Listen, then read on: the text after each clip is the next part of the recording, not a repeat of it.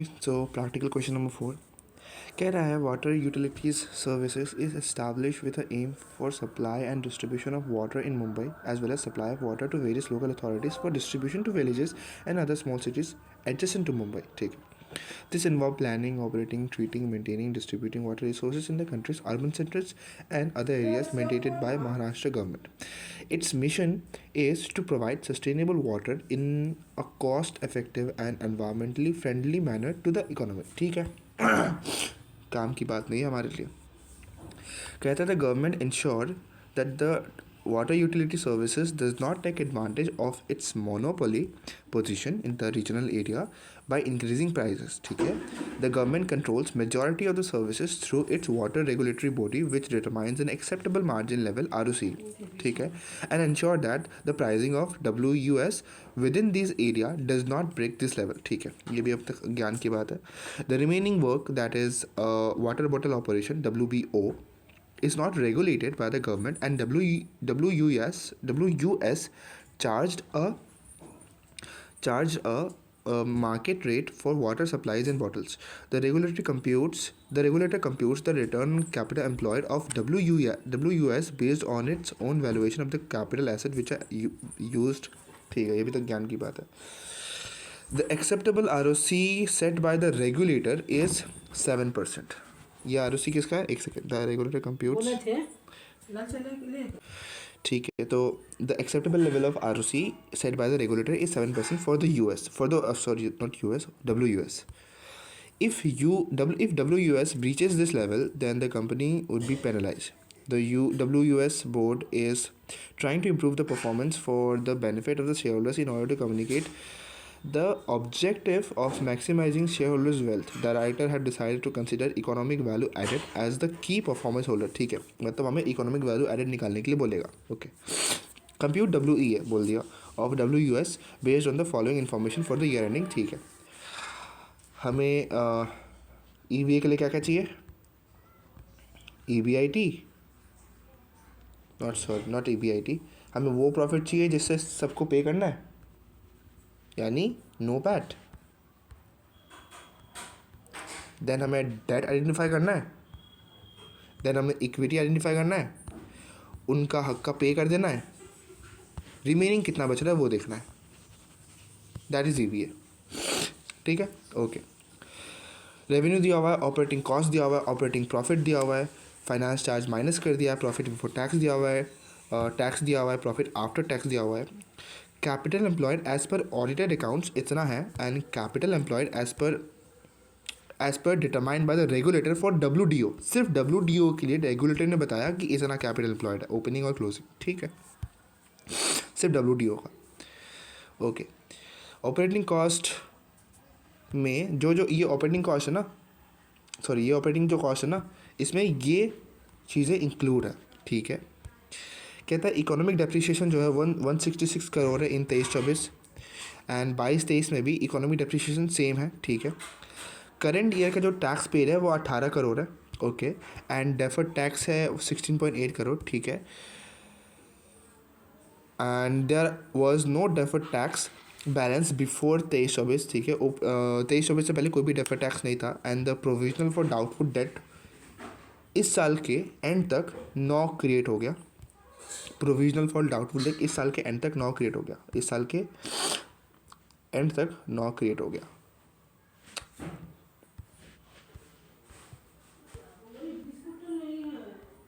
ठीक है. इस साल के एंड तक 9 क्रिएट हो गया. ओके. कॉस्ट ऑफ इक्विटी दी हुई है, यानी इक्विटी का हक का पैसा एंड डेट वालों का हक का पैसा. ये प्री टैक्स दिया हुआ है तो इसको हम 30% माइनस करके पोस्ट टैक्स लाएंगे. 6 - 30%, ये हो गया 4.2. ठीक है. ये एक्चुअली में है 4.2%. ठीक है. ओके. जो भी कैपिटल एम्प्लॉयड दिया हुआ है ना ऊपर, उसमें से 45% हिस्सा इक्विटी का है और 55% हिस्सा डेट का है. तो हमने डेट और इक्विटी वाला पोर्शन भी फाइंड आउट कर लिया. हमें निकालना है EVA. ठीक है. Assess whether WUS comply with the acceptable ROCE level. ठीक है. उसके बाद कंपेयर करना है उस 7% से. चलो ठीक है. तो सबसे पहले EVA निकालते. EVA के लिए हमें चाहिए नो पैट. आप बोलोगे 81.2 लेते हैं, इसमें ये 46 आफ्टर टैक्स प्लस कर देते हैं, कितना होगा 81.2, 1 सेकेंड, 81.2 प्लस 46 माइनस 30% प्लस कर देते हैं, ये होगा 113.4। ये सही होता अगर हमें ये डिटेल्स ना दी हुई थी, अगर हमें ये डिटेल्स ना दी हुई होती। देखो ईवीए का मतलब है, ईवीए का मतलब है इकोनॉमिक वैल्यू एडेड, यानी जो जो चीज़ें कैश को इम्पैक्ट कर रही है, जो चीज़ें कैश को इम्पैक्ट कर रही है, हमें ऐसी वैल्यूज़ को कंसिडर करके ही ईवीए निकालना है। चार्ज लगा देना, चार्ज ना कितना।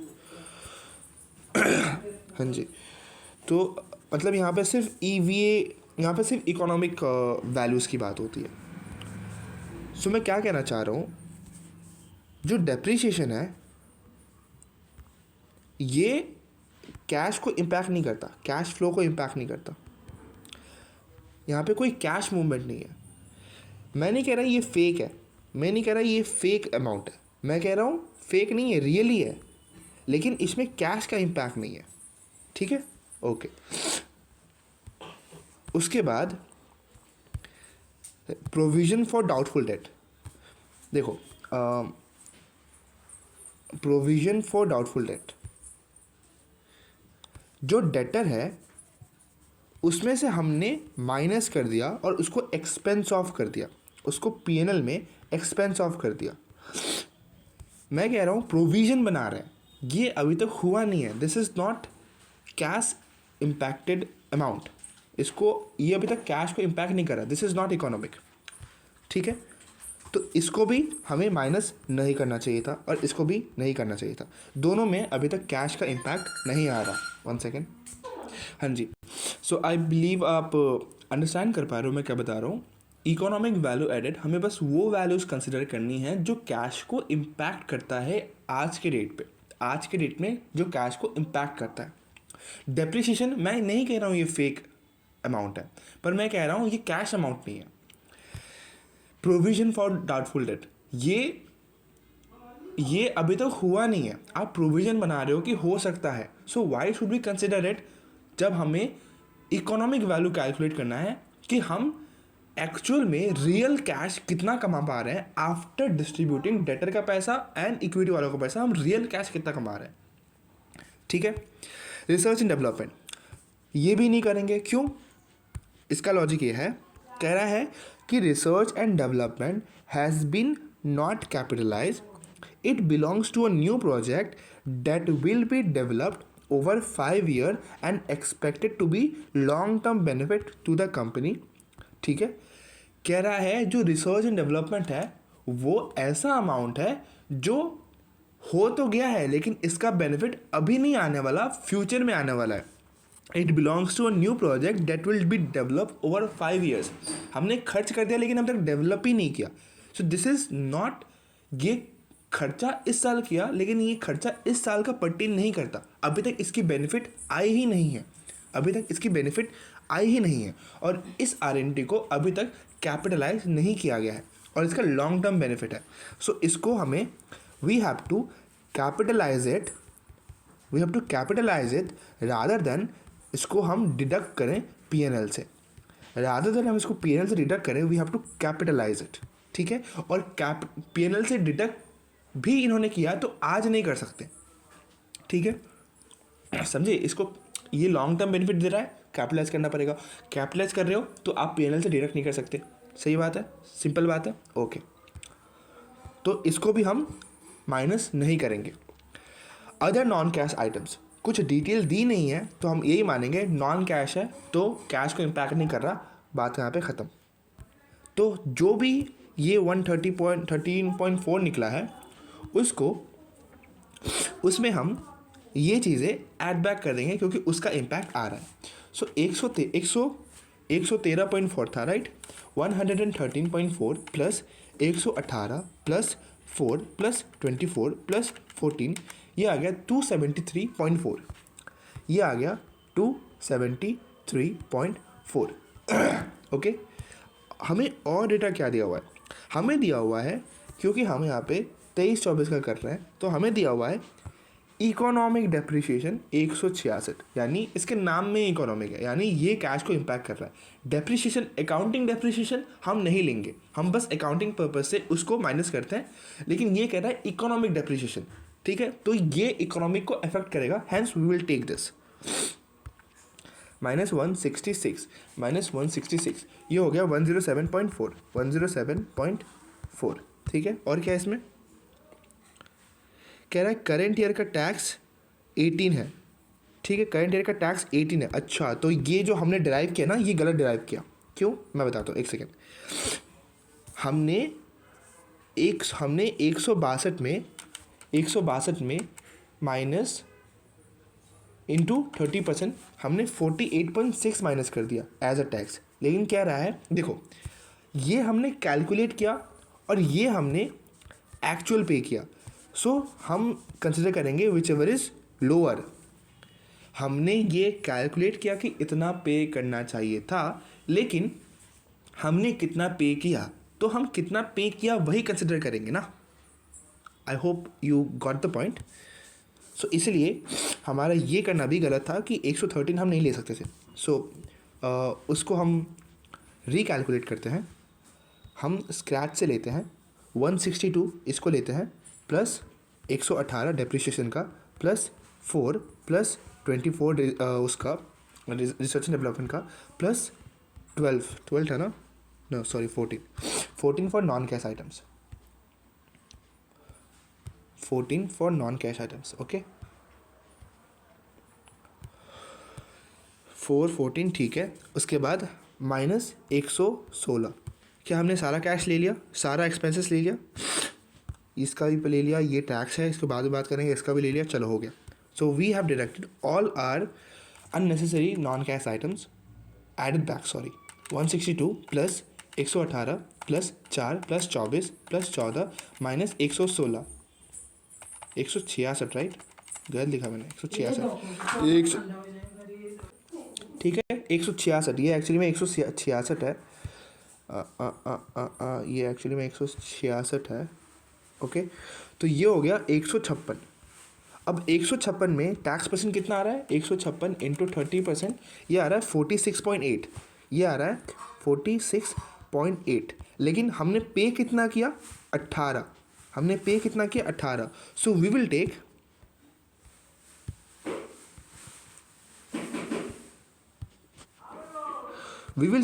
विच एवर इज लोअर, ठीक है, हम यहाँ पे 18 लेंगे। सो ये हो गया 156 माइनस 18, ये हो गया 138। नाउ यू, आप एक बात को समझो, एक एंगल को समझो। हम जब भी टैक्स कैलकुलेट करते हैं, रुको मैं वो करके बताता हूँ। एक आता है जीपी के बाद माइनस हम ऑपरेटिंग एक्सपेंस करते हैं तो आता है ऑपरेटिंग प्रॉफिट, यानी जिसे हम कहते हैं EBIT, ठीक है। उसके बाद हम माइनस करते हैं इंटरेस्ट, देन आता है EBT, देन माइनस करते हैं टैक्स, तब आता है EAT। जो क्वेश्चन में 18 रुपये दिया हुआ है टैक्स का, जो क्वेश्चन में 18 रुपये टैक्स दिया हुआ है, क्या वो इसी टैक्स की बात कर रहा है, इसी टैक्स की बात कर रहा है 18 रुपये, बिल्कुल सही, वो इसी टैक्स की बात कर रहा है।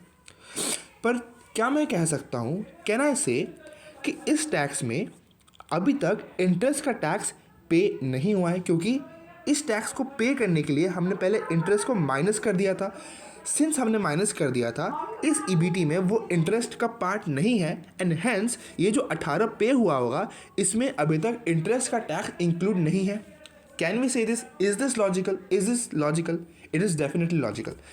GP के बाद ऑपरेटिंग एक्सपेंस माइनस करते हैं तो आता है EBIT में हम इंटरेस्ट माइनस करते हैं तो आता है EBT में हम फिर टैक्स माइनस करते हैं।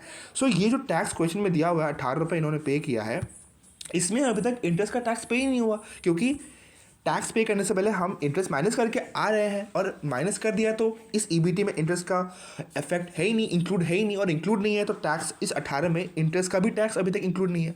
सो हमें इंटरेस्ट का भी तो टैक्स माइनस करना पड़ेगा। हमने पहले बताया था हमें ऐसा प्रॉफिट निकाला है जिसमें गवर्नमेंट को पैसा भी जाना है, तो हम भेज के हम प्रॉफिट निकाल रहे हैं, उसके बाद उसमें से हम ईवीए कैलकुलेट करेंगे। ये मैंने पहले बताया हुआ है।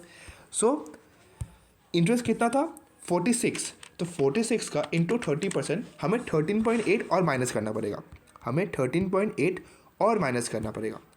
सो अब क्या निकल के आ रहा है 138 माइनस 13.8, ये आ रहा है 124.2, 124.2। दिस इज नो पैट, यानी अब इसमें से, अब इस 124.2 में से कोई आके नहीं कह सकता कि इसमें मेरा भी पैसा है, सिवाय डेट और इक्विटी के। कोई आके नहीं कह सकता, गवर्नमेंट भी आके नहीं कह सकता, क्योंकि सबका पैसा हमने दे दिया। Is this logical? Is this logical? I hope it is logical and it is definitely logical. मैंने सब लॉजिकल से समझाया, ठीक है। तो this is how we derive NOPAT 124.2। इसके अलावा कोई भी एक्सपेंस नहीं है जो हमसे छूट गया, ठीक है। Okay, so we have derive 124.2 as 124.2 as NOPAT. क्या आंसर में यही है 124.2 एज नो पैट। कहाँ गया? Question number 124.2 as NOPAT, ठीक है। Okay, now is it recording? Is it recording? ठीक है, हाँ जी, नो पैट निकाल गया। अब हम डेट और इक्विटी फाइंड आउट करते हैं, ठीक है। डेट और इक्विटी, सबसे पहले हमें कैपिटल एम्प्लॉयड फाइंड आउट करना पड़ेगा, ठीक है। ओके, ठीक है। तो ईवीए कैलकुलेट करना है। सो हम कैपिटल एम्प्लॉयड इसका लेंगे, ऑडिटर अकाउंट्स का लेंगे, बुक्स का लेंगे। बुक्स का किस, ये होता है कि एक रेगुलेटर ने बताया कि इतना कैपिटल एम्प्लॉयड होना चाहिए था, पर हम बुक्स का लेंगे, ठीक है। बुक्स सर्वोत्तम, तो 1495 कैपिटल एम्प्लॉयड। अब कैपिटल एम्प्लॉयड में भी कुछ कैलकुलेशंस है। कैपिटल एम्प्लॉयड, इन्होंने देखना गलत क्या कर रखा है। मैं कह रहा हूँ आईसीआई कभी कभार स्टूडेंट्स को इतना फ्रस्ट्रेट कर देती है, मैं समझ नहीं पाता हूँ क्यों करती है ऐसा। इन्होंने पहले तो ये करेंगे, कैपिटल एम्प्लॉयड को एवरेज लेके करेंगे, लेकिन question number 4 and question number 5 में इन्होंने ओपनिंग लेके करा हुआ है। क्वेश्चन नंबर 3 में भी इन्होंने ओपनिंग लिया हुआ है। मैं कह रहा हूँ क्यों, जब ओपनिंग है, जब क्लोजिंग है, तो neither opening and not closing gives you the accurate capital employed. आपको एवरेज ही कैपिटल एम्प्लॉयड सबसे बेस्ट मिलता है, वही एक accurate near accurate capital employed होती है एवरेज। इन्होंने ओपनिंग ले रखा है, आई डोंट नो वाई, क्यों ऐसा ये करते हैं। तो जस्ट फॉर एमसीक्यू पर्पस, मैं कुछ नहीं कर सकता इस केस में, तो जस्ट फॉर एमसीक्यू पर्पस इन्होंने, मैंने जहाँ तक नोटिस किया, ईवीए के लिए इन्होंने ओपनिंग कैपिटल एम्प्लॉयड लिया है, और वहीं आरओसीई के लिए इन्होंने एवरेज कैपिटल एम्प्लॉयड लिया है।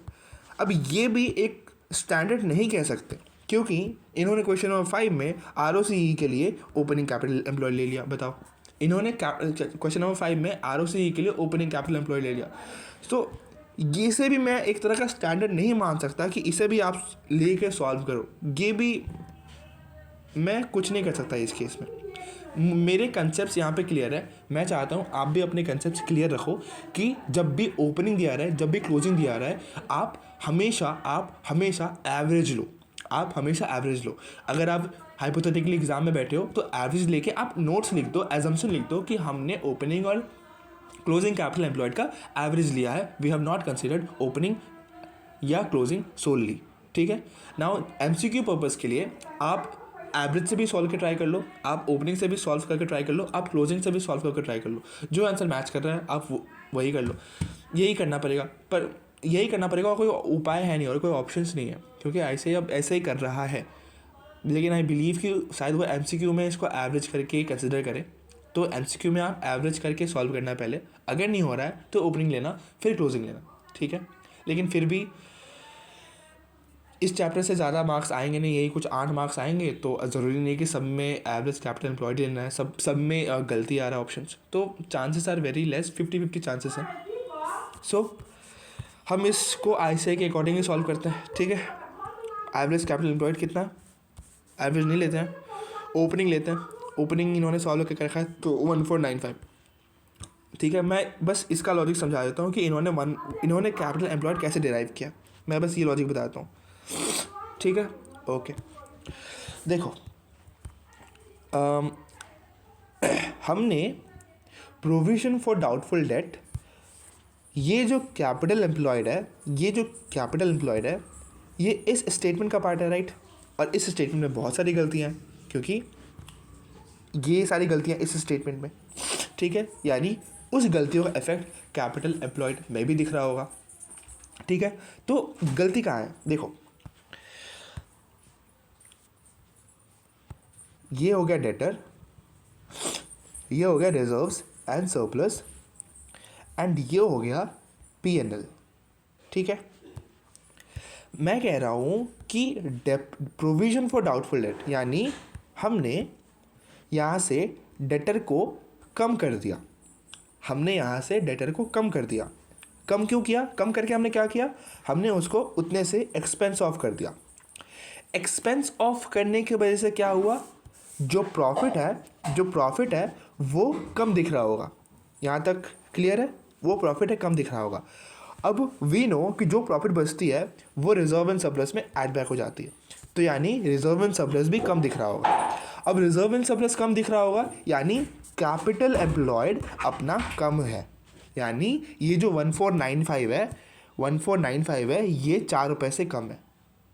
समझे आप मेरी बात, हमने डेटर को कम कर दिया, कम करके क्या किया, हमने उसको एक्सपेंस ऑफ कर दिया, तो प्रॉफिट का इम्पैक्ट आ गया, तो वो कैपिटल एम्प्लॉयड को इनडायरेक्टली कम कर रहा है। तो प्रोविजन फॉर डाउटफुल डेट हमें करना ही नहीं चाहिए था इन द फर्स्ट प्लेस, और करने की वजह से हमारा कैपिटल एम्प्लॉयड कम हो गया, तो हम इसे ऐड बैक कर देंगे, ठीक है, इसे हम ऐड बैक कर देंगे। उसके बाद रिसर्च एंड डेवलपमेंट, अच्छा सॉरी, हम 22 क्या कर रहे हैं ना, 23-24 का डेटा क्यों ले रहे हैं, एक सेकेंड, नॉट 4, हम 22-23 का कर रहे हैं, तो 23-24 का डेटा काहे ले रहे हैं, ठीक है। ओके, सो वही लॉजिक से इसको करते हैं। यहाँ पे क्लोजिंग नहीं दिया हुआ, this is during the year, हमें पता करना है closing, this is during the year. रुको, हमें कह रहा है कि 23-24 के एंड में 9 करोड़ रुपए प्रोविजनल फॉर डाउटफुल डेट था, 9 करोड़ रुपए प्रोविजनल फॉर डाउटफुल डेट था, ठीक है। 1 सेकेंड, 23-24 के एंड में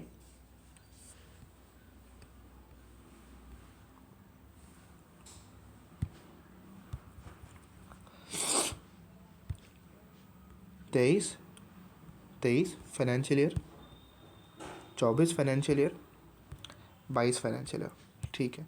मैं कह रहा हूँ यहाँ पे 9 रुपये था अपना provisional for doubtful debt as a closing, और हमने 23-24 के ड्यूरिंग द ईयर में 4 प्रोविजनल फॉर डाउटफुल डेट और बनाए हैं, 4 प्रोविजनल फॉर, कहाँ गया, 4 प्रोविजनल फॉर डाउटफुल डेट और बनाया, यानी ड्यूरिंग द ईयर हमने और बनाया है।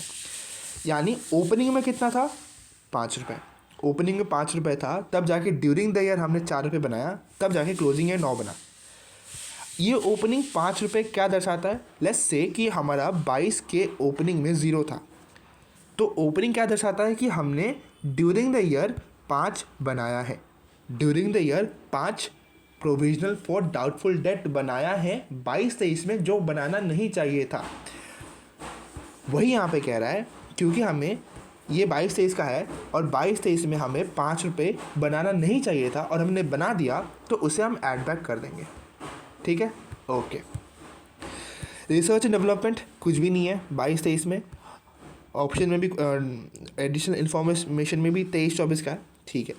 अदर नॉन कैश आइटम्स यहाँ 12 है, और यहाँ पे कुछ नहीं दिया हुआ, सो वी विल से कि नॉन कैश आइटम की वजह से भी प्रॉफिट कम हो रहा है एंड रिजर्व एंड सरप्लस कम हो रहा है, जो होना नहीं चाहिए था, तो we will add back this. और क्या कह रहा है, प्रोविजन फॉर डाउटफुल हो गया, ठीक है। Okay, why aren't we adding back depreciation? देखो, डेप्रिसिएशन इनका लॉजिक है, this is not my logic, इनका लॉजिक है कि डेप्रिसिएशन भले ही नॉन कैश है एंड इकोनॉमिक को इफ़ेक्ट नहीं कर रहा, लेकिन एटलीस्ट वो फेक तो नहीं है, वो एजम्पशन तो नहीं है, एटलीस्ट वो फेक नहीं है, वो एजम्पशन नहीं है, ठीक है, फेक नहीं है, जिसके वजह से पीएनएल में हमें लेना चाहिए एंड कैपिटल एम्प्लॉयड में भी उसका फ़र्क पड़ेगा, क्योंकि it is a actual wear and tear of machine, it is a actual wear and tear of machine, it is that actually assets अब घिस रहे हैं, assets अब घिस रहे हैं, wear and tear हो रहे हैं, depreciate हो रहा है, it is a actual expense, भले ही नॉन कैश है, इकोनॉमी को अफेक्ट नहीं कर रहा है, लेकिन it is an actual expense, so hence इसका इफेक्ट कैपिटल एम्प्लॉयड में रहेगा. This is ICI logic.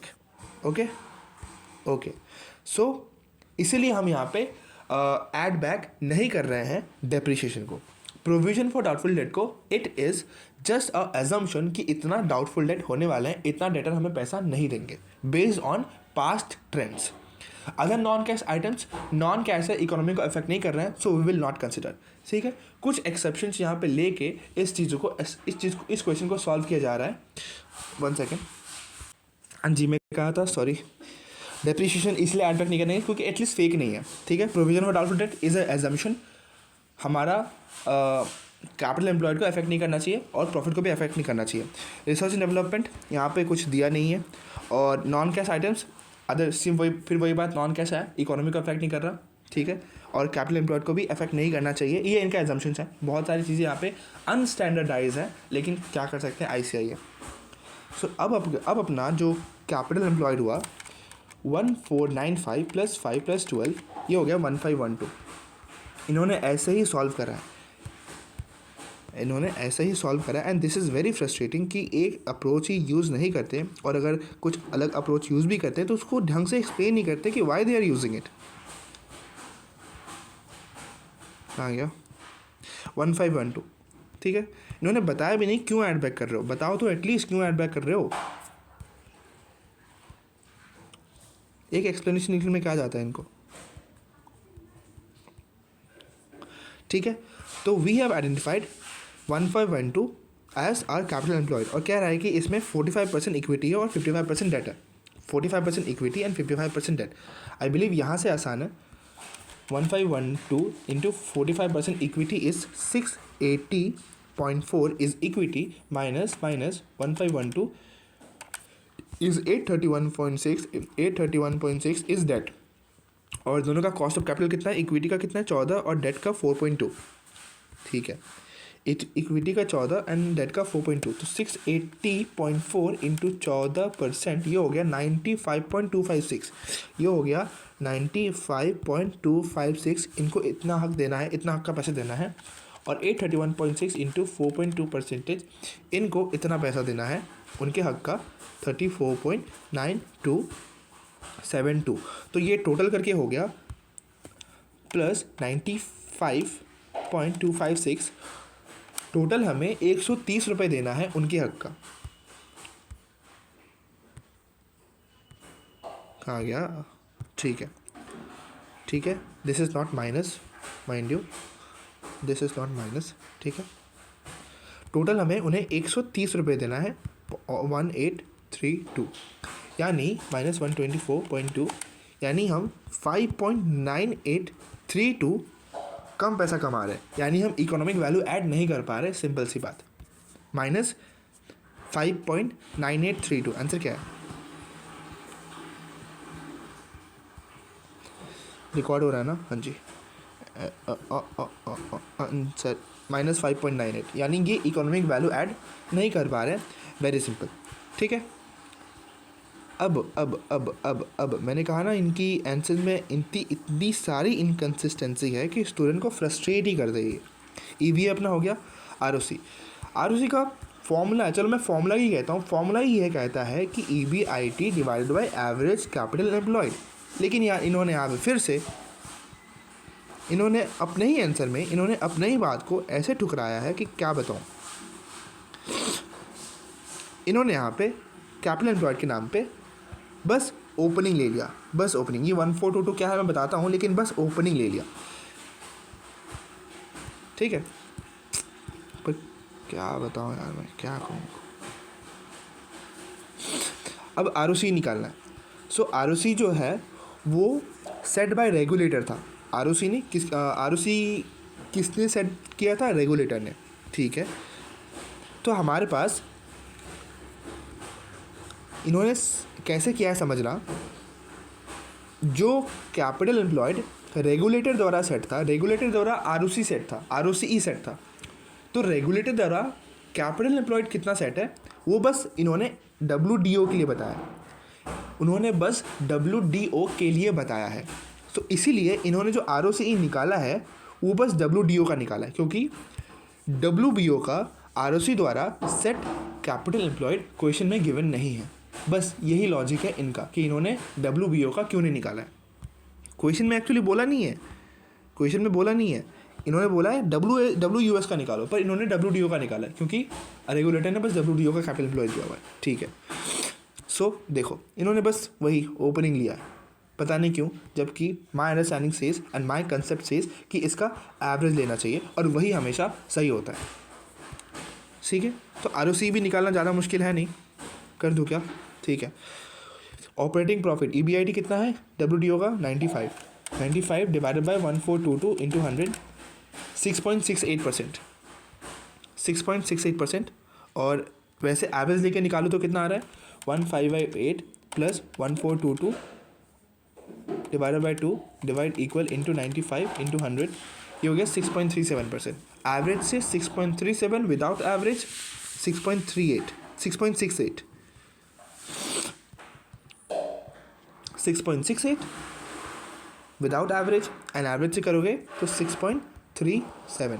तो ये दोनों ही 7% से कम है और 7% से ज़्यादा होना चाहिए। लेकिन इन्होंने क्या कहा कि ये क्योंकि 7% से क्लोज है तो it is with in the, मतलब ज़्यादा डिफरेंस नहीं है, क्लोज ही है, तो it is with in the acceptable level. क्यों होगा यहाँ पे with in the acceptable level? जब 7% से कम है तो कम है ना, 7% से ज़्यादा होना चाहिए।